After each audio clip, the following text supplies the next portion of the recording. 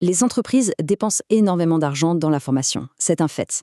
Mais la vraie question, la question à 1 million, c'est est-ce que ça marche vraiment? Comment savoir si cet investissement se transforme en quelque chose de concret, de mesurable? Voilà, c'est exactement ça le cœur du problème. C'est une chose de suivre une formation, mais c'en est une autre de voir si les compétences sont vraiment acquises et surtout si elles sont appliquées une fois de retour au bureau. C'est un vrai casse-tête pour les équipes RH et formation. Bon, soyons honnêtes. Souvent, l'envie d'évaluer sérieusement, ça ne vient pas de nulle part. Ça vient de frustrations bien réelles. Un système d'évaluation qui ne satisfait personne, ce sentiment de naviguer à vue sans savoir ce qui marche, ou pire, la peur de jeter l'argent par les fenêtres. Alors, voilà le programme. On va d'abord se demander pourquoi évaluer. Ensuite, on va explorer un cadre super utile, celui des 4 niveaux.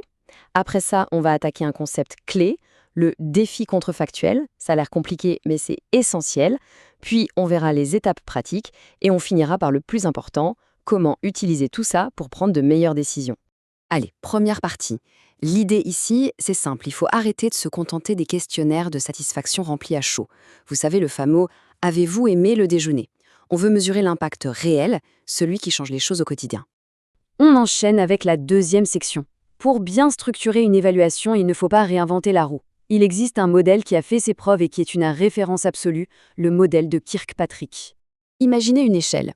Tout en bas, le premier niveau le plus facile, la satisfaction. Est-ce que la formation a plu? Un cran au-dessus, l'apprentissage. Concrètement, qu'est-ce que les gens ont retenu? Le troisième niveau, et là ça devient sérieux, le transfert. Est-ce que les comportements ont changé au travail? Et tout en haut, le Graal, le retour sur investissement. Est-ce que l'entreprise, dans son ensemble, en tire un bénéfice? Ce tableau nous montre un point fondamental. Mesurer la satisfaction, c'est un jeu d'enfant, mais l'info qu'on en tire est assez pauvre. À l'inverse, aller mesurer le transfert et le retour sur investissement, ça, c'est beaucoup plus complexe. Mais c'est là que se trouve la vraie valeur, l'information qui permet de piloter intelligemment. Troisième section, attention, là on entre dans le vif du sujet, le cœur de la méthode. C'est un concept qui peut paraître un peu abstrait au début, mais qui est la clé de tout. Le défi contrefactuel. En fait, c'est quoi le problème contrefactuel? C'est très simple à comprendre. On ne pourra jamais savoir ce qui se serait passé pour un collaborateur s'il n'avait pas suivi la formation. On ne peut pas remonter le temps. Ce monde parallèle où il n'a pas été formé, c'est le contrefactuel. Et tout l'art de l'évaluation d'impact, c'est de réussir à estimer cette situation, qui n'a jamais existé. Du coup, comment on fait? La méthode la plus courante, comparer les performances avant et après la formation, est en fait très piégeuse. Pourquoi? Parce que plein d'autres choses ont pu changer entre-temps.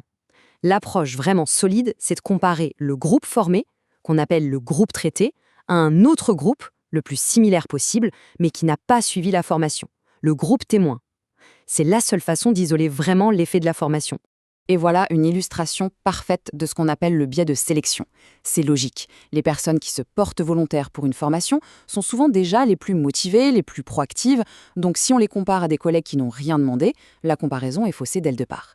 Le groupe témoin est là pour neutraliser ce genre de biais.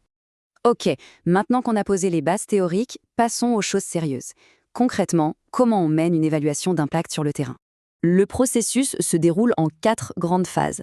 1. La conception, c'est le plan de match. On définit la méthode, les indicateurs.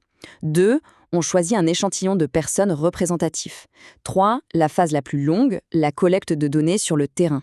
Et enfin, 4. On analyse tout ça, on produit un rapport et surtout, on partage les résultats.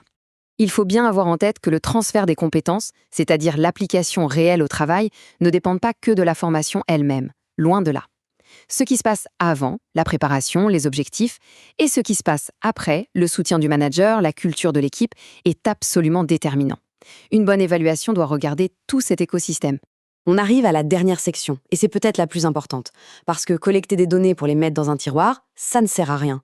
Le but du jeu, c'est de s'en servir pour agir et faire mieux. La première étape de l'analyse, c'est la partie descriptive. En gros, on fait une photographie chiffrée de la situation. On quantifie l'efficacité, on dit voilà ce qui s'est passé. Ça permet de poser un constat clair et objectif. Mais là où ça devient vraiment intéressant, c'est avec l'analyse prédictive. Là, on va plus loin que la simple photo.